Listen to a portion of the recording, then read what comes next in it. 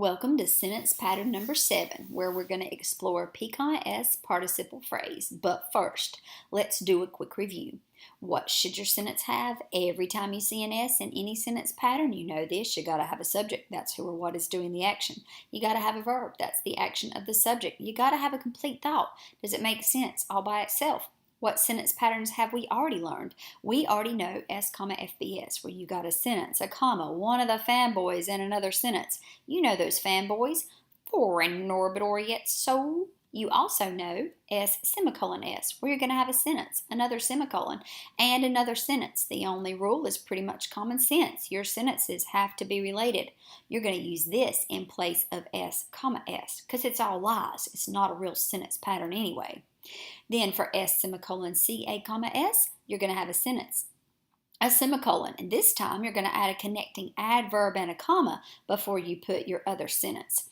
That connecting adverb can connect your sentences in one of 5 ways: by describing how, or when, or where, or why, or how much those sentences are related. A few example connecting adverbs could be things like with weeping and gnashing of teeth, or 5 minutes later, or how about in the kitchen, or here's some classic ones like furthermore or however. You also now know DC, S and SDC. DC, S is where you start off with a dependent clause, add a comma, and put another sentence. Or you can just start with your sentence and add a dependent clause. This slide begs the question, what is a dependent clause? Do you remember this? A dependent clause has a subject, a verb, and a nonsense, you guessed it, word. You need some sample nonsense words? I gotcha. After, although, subject, a verb, and a nonsense word. As if, subject, a verb, and a nonsense word. As soon as though, subject, a verb, and a nonsense word. Because, before, subject, a verb, and a nonsense word. Even if, even though, subject, a verb, and a nonsense word. How, if, subject, a verb, and a nonsense word. Since, so far as, subject, a verb, and a nonsense word. So that, unless, subject, a verb, and a nonsense word. Until, when, subject, a verb, and a nonsense word. Whenever, where, subject, a verb, and a nonsense word. Whereas, wherever, subject, a verb, and a nonsense word. Whether, while, subject, a verb, and a nonsense word. Alright, so today we're going to learn P-S, participle phrase. A P-S participle phrase is simply a phrase that introduces a sentence with a comma and then has the sentence itself. A phrase is just a group of words that doesn't have a subject and a verb, so it can never make sense by itself. And a participle phrase is one of these types of phrases that's simply a group of words that starts with either ing or ed.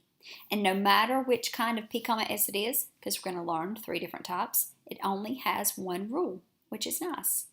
There is but one ring to rule them all. Oh, wait, no, that's something else. Sorry.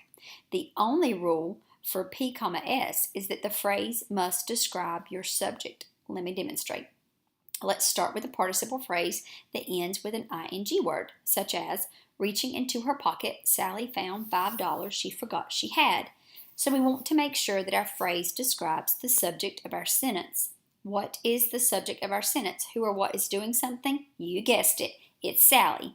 Is Sally also the one who is reaching into her pocket? Yep. So this P-S is good to go. So you see that Sally was reaching into her pocket and she also found $5 she forgot she had. Our phrase has to describe our subject, or we will say something kind of stupid that we did not mean to say. Let's see if this P-S follows that same rule. So what is the subject of our sentence? Wandering around for hours, Sally's car was lost in the parking lot. Who is doing something in our sentence? It's Sally's car.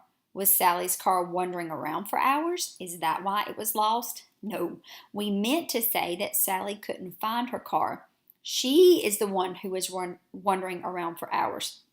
So we have to make her the subject instead. Wandering around for hours, Sally couldn't find her car in the parking lot. Now Sally is the one wandering, and she is also the one who can't find the car, and now we are good to go. Let's do some more examples with ed participle phrases. So what is the subject of this sentence? Confused about the geometry lesson but hopeful about her prospects, Sally looked around the room for a hot guy who could help her. Who is doing something in that sentence? Once again, it's Sally. Is Sally also confused and hopeful? Sure enough, so this P, S is also good to go. Now this P, S is a little lengthy, so I want to show you how you can make a P, S with just your ing or ed word, such as frustrated. Sally couldn't seem to locate any chic geeks to help her. So Sally is the one who's doing something, and she is also the one who is frustrated. One other word of caution. When you are writing a P, S, does that mean that every time you start a sentence with an ing or an ed word that you automatically need a comma? Let's take a look at this example sentence. Skiing is fun. Where would your comma go if this was a P, S? Because if you walked up to Uncle Joe and said, "Hey, Uncle Joe, is fun," he would be confused. The reason that you would not have skiing, is fun is because skiing is fun is a sentence by itself. Is your teenage verb, and skiing is what is fun. So you have to watch out. Sometimes your subject can start with, can actually be an ing word or maybe even an ed word, and that would leave you with just a sentence. So a few more examples of how this works. Exercising with flip-flops on is a bad idea. What's your subject and your verb? Look for your teenage verb first. Is your teenage verb. So what is a bad idea? Exercising with flip-flops on. Once again, this is just a sentence. Okay, so we've been talking a lot in our other videos about how writing with different P, S's and actually different sentence patterns can add a ton of variety. So let's look at how using a P, S is an easy alternative to having too many simple sentences or too many back-to-back S sentence patterns in your writing. Listen to my voice and check out how it's a little choppy to have this sentence, period, sentence. Sally was daydreaming incessantly about eating a taco. She didn't realize that she was wasting all her time during the exam. Do you see how in both sentences my voice naturally follows the same pattern? Now listen to the rise and fall of my voice when we rewrite this as a P, S. Daydreaming incessantly about eating the taco. Sally didn't realize she was wasting all her time during the exam. The P, S makes my voice actually daydreaming incessantly about eating a taco go down in a different way.